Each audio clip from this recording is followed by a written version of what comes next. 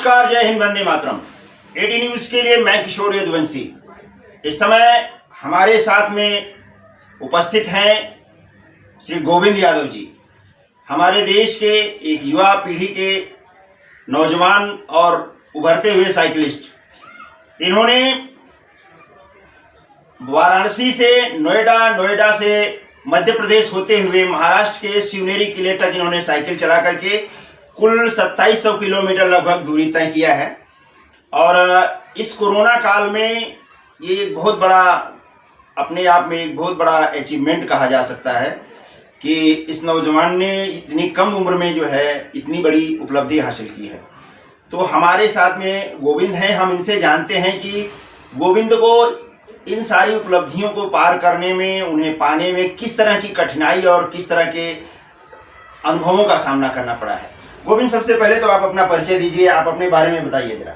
जी sir, सबसे पहले आपको बहुत बहुत धन्यवाद कि आपने हमारे लिए इतना समय निकाला। और मेरा नाम गोविंद यादव है और मैं उत्तर प्रदेश के भदोही जिले का रहने वाला हूं और मेरे पिताजी का नाम रामधनी यादव है।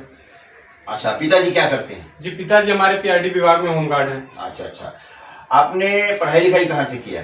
जी सर, हमने पढ़ाई तो यूपी से किया है। कुछ 5वीं क्लास तक यूपी में किया था, उसके बाद फिर आके महाराष्ट्र में 8वीं क्लास तक किया, फिर मैं यूपी गया। अच्छा, तो वहाँ पे हमारी 12 तक की पढ़ाई कंप्लीट हुई। अच्छा, महाराष्ट्र में कौन सी स्कूल में आपने पढ़ाई किया, कहाँ तक?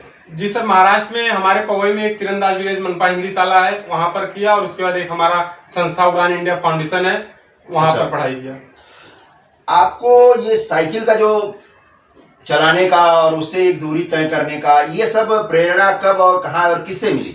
जी सर, हम यहाँ पे जब पढ़ाई करते थे तो तीरंदाज में और उड़ान इंडिया फाउंडेशन में जो हम पढ़ाई करते थे तो यहाँ पे हमें बताया जाता था कि देश के लिए आप कुछ तो देश के लिए काम करिए, थोड़ा बहुत। अगर आप साल के 365 दिन है तो 65 घंटे कम से कम आप देश के लिए लगाइए साल भर में। कुछ अलग हट करके, मतलब हट करके करिए और दूसरे चीज के लिए नहीं, देश के लिए ही करिए। देश के लिए जी, हमारे उड़ान इंडिया में पढ़ाया जाता था। तो फिर हम वहां से जब गांव गए, सन 2014 में हम गांव गए थे, तो वहां पे हमने इंडियन आर्मी की तैयारी शुरू की। तो हम सन 2016 में इंडियन आर्मी का पहला रेस देखने गए थे, तो वहां पे हमारा सिलेक्शन नहीं हुआ। फिर 17 में गए, वहां पे हमारा रेस निकला, मगर हम छट गए थे। फिर हम 18 में आखिरी बार रेस निकाले थे, जहां हम मेडिकल में छट गए थे। अच्छा। उसके बाद हम बोले हम 3 साल तैयारी किए, हमारा ये मेहनत कहीं देश के लिए काम आना चाहिए। बहुत अच्छा। तो हम सर्वप्रथम 18 के बाद हम 19 में पहली बार साइकिल लेके भदोही से लाल बागचा राजा तक का साइकिल यात्रा किए थे और हम लोगों को रास्ते में जल और पर्यावरण बचाने का संदेश देते हैं। बहुत अच्छा। तो कुछ दिन बीतने के बाद सन 2021 में मैं जब कोरोना काल थोड़ा थोड़ा खत्म होने लगा तो पुनः मैं ये साइकिल यात्रा किया। अच्छा, ये साइकिल यात्रा का जो कॉन्सेप्ट है आपके अंदर, किसी को देख के मिला या अंदर से अपने आप ये हुआ जी साइकिल ही यात्रा करनी है? जी नहीं सर, एक्चुअल में किसी को देख के नहीं मिला। हमारे मित्र हैं दीपक शर्मा जी। अच्छा। वो हमारे साथ आर्मी की तैयारी करते थे, तो हमसे पहले वो आर्मी की तैयारी करना छोड़ दिए थे। तो हमें बोले कि इतना मेहनत की हो तो कहीं तो यूज होना चाहिए। तो हम उनसे पूछने लगे कि आखिर कहाँ यूज होगा, अब कोई जरिया भी तो नहीं है, या तो आगे की पढ़ाई करके कुछ और कंटिन्यू करो। तो वो मुझे बताने लगे कि कुछ ऐसा करो जो देश के लिए काम आए और अपनी मेहनत वहाँ पे यूज हो जाए। तो हम दोनों ने मिल करके, हमारे दीपक जी जो मित्र हैं, हम दोनों ने मिल करके इस योजना को बनाया। तो उसमें किसी कारणवश दीपक जी का जो आना था, वो हम लोगों ने मिशन से पहले मेडिकल कराया था, तो उनको थोड़ी सी सर में तकलीफ थी, जिसके कारण उनका कैंसिल हो गया। तो मैं अकेला इस मिशन को पहली बार किया। फिर मैं जब अकेला किया तो दूसरी बार मैं दीपक जी से बोला, तो बोले अभी आप कर रहे हो तो आप ही करिए, हम साथ में खड़े हैं आपके। बहुत अच्छा। आपने पहली बार वाराणसी से मुंबई का जो जी यात्रा किया था जी, वो तो पूरा हुआ। इसके बाद ये आपका ये जो ट्रायंगल बना, वाराणसी वाया नोएडा और इसके बाद फिर एमपी, फिर मध्य प्रदेश, इस तरह का जो आपने चतुर्भुज बनाया, तो उसकी प्रेरणा कैसे मिली? जी सर, मतलब मेरा सिद्धांत जो है वो है कि देश के कोने कोने तक ही नहीं, पूरी दुनिया में मिशन कोने कोने तक जाना चाहिए, हर व्यक्ति के पास जाना चाहिए।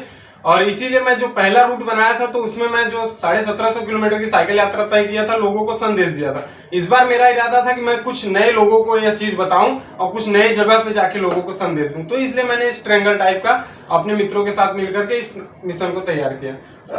गोविंद जी, जब आप छोटी उम्र में रहे होंगे, उस समय हमारे देश के एक प्रधानमंत्री हुए अटल बिहारी वाजपेयी जी स्वर्गीय, उन्होंने एक स्वर्ण चतुर्भुज योजना का नाम दिया था, जिससे देश के 4 महानगरों को उस रूट के जरिए, उस रोड के जरिए, उस महामार्ग के जरिए जोड़ना था। तो कहीं आप भी उसी तरह से देश को 4 रास्तों को इस तरह से जोड़ करके देश को एकता का संदेश दे रहे हैं क्या?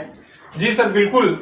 हमारा ही नहीं, हमारे जो भदोही के युवा हैं, इस समय हर युवा पर्यावरण बचाने के लिए और देश को एक अलग जो स्थिति पैदा हो रही है, प्रदूषण हो रहा है, इन सभी चीजों को लेकर हमारा जो भदोही जिला है वहाँ के युवा खास तौर पे चिंतित हैं और इस पे लगातार कार्य करके देश में जो है युवाओं के प्रति, युवाओं को जगाने का कार्य किया जा रहा है और देश के लिए, ताकि युवा ज्यादा से ज्यादा युवा देश के लिए कार्य करें और देश हमारा स्वच्छ रहे।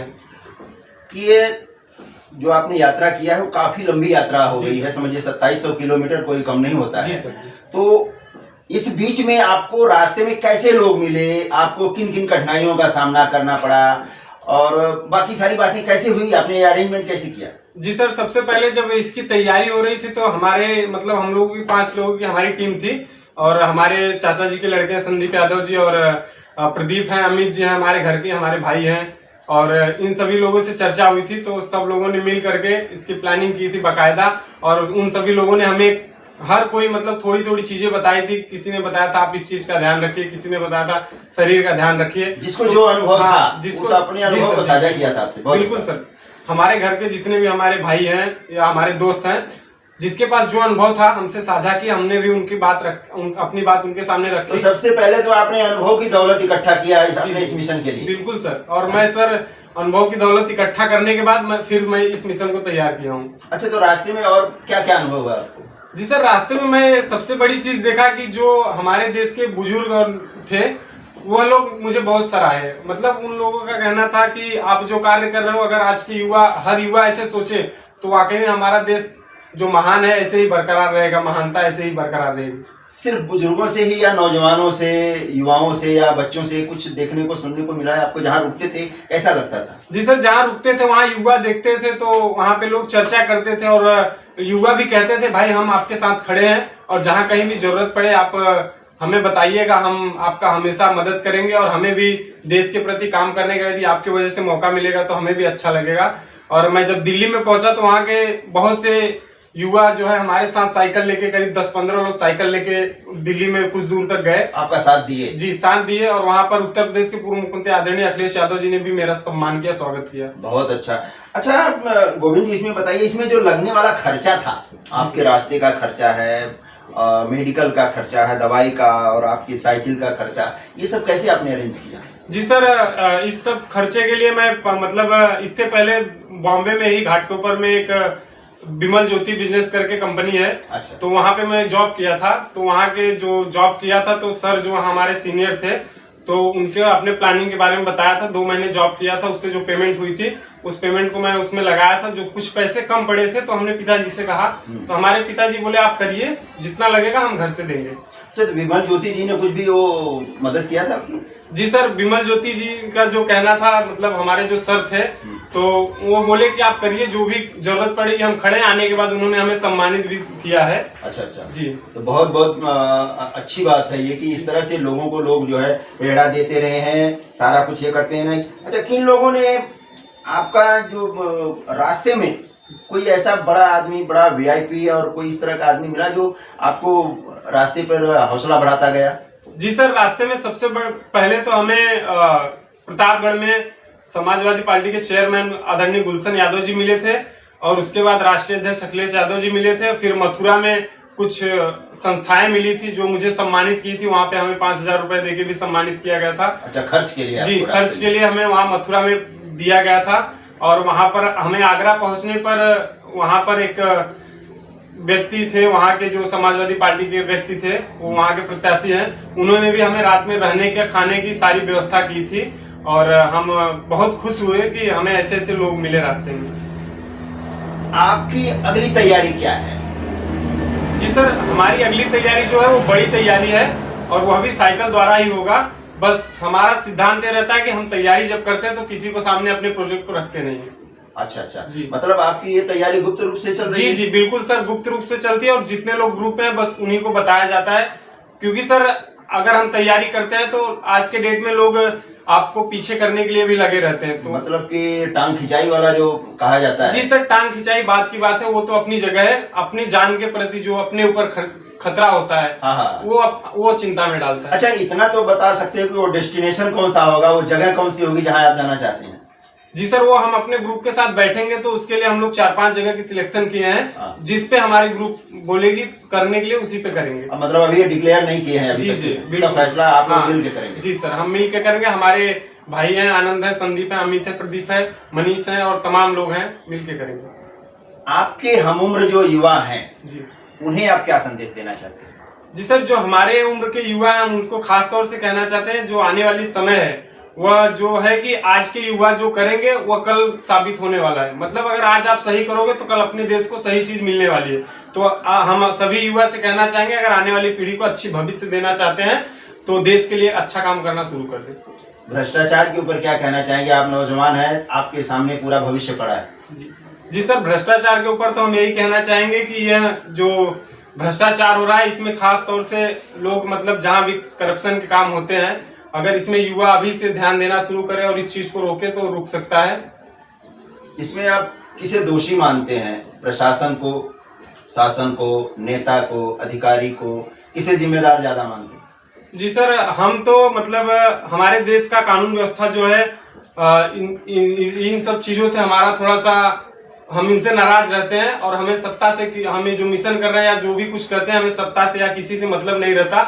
और हम अपने देश की कानून व्यवस्था को इसलिए भ्रष्ट मानते हैं क्योंकि हमारा स्वयं 12 साल से एक रोड का लफड़ा चल रहा है। भूमाफियाओं ने कब्जा कर लिया और आज तक वो रास्ता बना नहीं है, भूमाफियाओं का कब्जा है। और उससे पहले हम उस रास्ते पे हम लोग आते जाते थे, लेकिन 12 साल से जब से कब्जा हुआ है, न सरकार, न पुलिस, न प्रशासन, कोई आज तक उसे हमारा रास्ता बनवाया नहीं। इसलिए हम किसी के ऊपर भरोसा नहीं करते।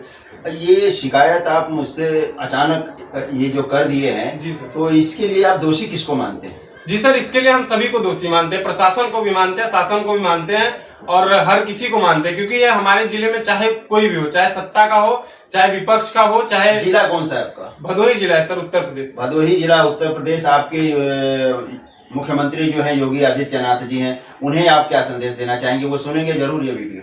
जी सर, यदि आदरणीय मुख्यमंत्री योगी आदित्यनाथ जी इसको सुनेंगे तो मैं उनसे बस यही कहना चाहता हूँ, आप एक ऐसे मुख्यमंत्री हो जो देश में जो भी कार्य हो रहा है उसके प्रति आपने जिम्मेदारी उत्तर प्रदेश की ली है। तो मैं चाहूंगा हमारी, आप खास तौर पे आपने जब सत्ता में आप आए थे तो भूमाफियाओं के खिलाफ आपने एक्शन लिया था और बहुत सी जगह पे आपने एक्शन लिया है।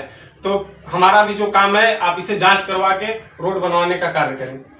अब आप ये बात बताइए कि आज आपने ये जो उपलब्धि हासिल की है उसके लिए आपको समाज, यादव समाज, दूसरा समाज और आपके साथी दोस्त सभी लोग आपको सम्मानित कर रहे हैं, तो कैसा लगता है? और संघर्ष के दिनों में किन किन लोगों ने आपको मदद किया, तो उनके प्रति आप क्या भावना व्यक्त करना चाहेंगे? जी सर, सबसे पहले तो जो समाज वाली बात है तो इसमें हमें हर समाज ने सपोर्ट किया है। हमें हर, चाहे छोटी समाज हो चाहे बड़ी समाज, हमें हर समाज के व्यक्ति ने हर जगह पर जहां पर जिसकी जैसी हो सकती है वैसे मदद किए हैं।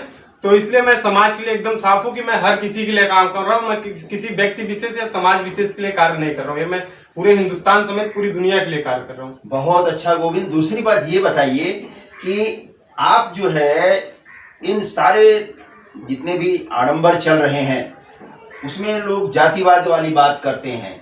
कोई बोलता है कि नहीं ये तो सिर्फ यादव की समाज की बात करते हैं, जबकि आपने सर्व समाज की बात किया है। जी सर। तो आपके इस योजना को अगर किसी को ये लगे कि नहीं भाई ये जातिवादी नहीं है, ये है, जैसे आज हमारे यादव समाज के लोग आपको बुला के सम्मानित कर रहे हैं, तो इसमें इसको किस नजरिए से देखते हैं? अगर दूसरा समाज आपको सम्मानित करना चाहे तो? जी सर, दूसरा समाज सम्मानित करना चाहे तो सम्मानित करें, बहुत अच्छी बात है। और दूसरा समाज सम्मानित भी कर रहे हैं। हाँ जी, हमें बहुत सी जगह से सम्मान मिल रहा है और हमें दूसरे समाज से खुशी भी है कि हमारे देश में जो एकता है उसे लोग बना के रखें और मेरा सम्मान करके यह साबित भी किया जा रहा है। बहुत अच्छा। ये थे गोविंद यादव, एक उभरते हुए युवा खिलाड़ी जिन्होंने पूरे हिंदुस्तान को अपने साइकिल की पहियों से नापने का प्रयास किया है और युवाओं को भ्रष्टाचार के खिलाफ, आतंकवाद के खिलाफ, पर्यावरण के बचाने के मुद्दे को लेकर के उन्होंने एक जागरूकता का अभियान शुरू किया हुआ है। इनकी दूसरी यात्रा जो है शीघ्र ही शुरू होने वाली है, जिसे इन्होंने अभी सस्पेंस रखा है अपनी भावी प्लानिंग के तहत।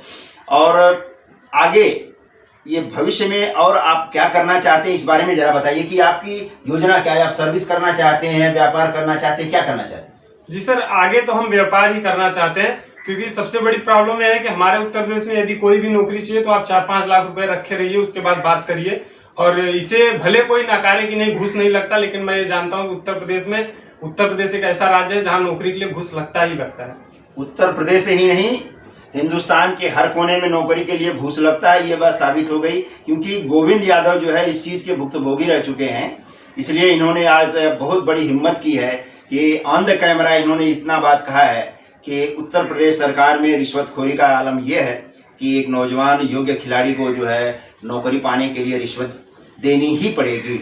और एटी न्यूज़ के लिए मैंने गोविंद यादव से मुलाकात किया, बड़े ही परिश्रम के बाद इनसे मुलाकात हुई है और इनका बहुत ही व्यस्त कार्यक्रम है, कई जगह इनका सम्मान होने वाला है। हमें खुशी है और हमसे मिलकर के इन्हें भी अच्छा लगा और मुझे भी अच्छा लगा। अक्षय तून एटी न्यूज़ को लाइक, शेयर और सब्सक्राइब करें। हमारे चैनल का लिंक आपको वीडियो के ऊपर दिखाई देगा, उसे आप लाइक, शेयर, सब्सक्राइब करें। आपकी भी कोई समस्या हो, आप भी अपने दिल की बात किसी से कहना चाहते हो, शासन प्रशासन अधिकारी या समाज से कुछ संदेश देना चाहते हैं, तो हमारे वीडियो को लाइक, शेयर, सब्सक्राइब करके हमारे नीचे दिए हुए नंबरों पर हमसे संपर्क कर सकते हैं। हमारा नंबर 365 दिन 24 घंटे चालू रहता है। आप अपनी बात को बेझिझक समाज के सामने रख सकते हैं। एटी न्यूज़ के लिए मैं किशोर यदुवंशी गोविंद यादव के साथ में, अंधेरी, मुंबई से। धन्यवाद।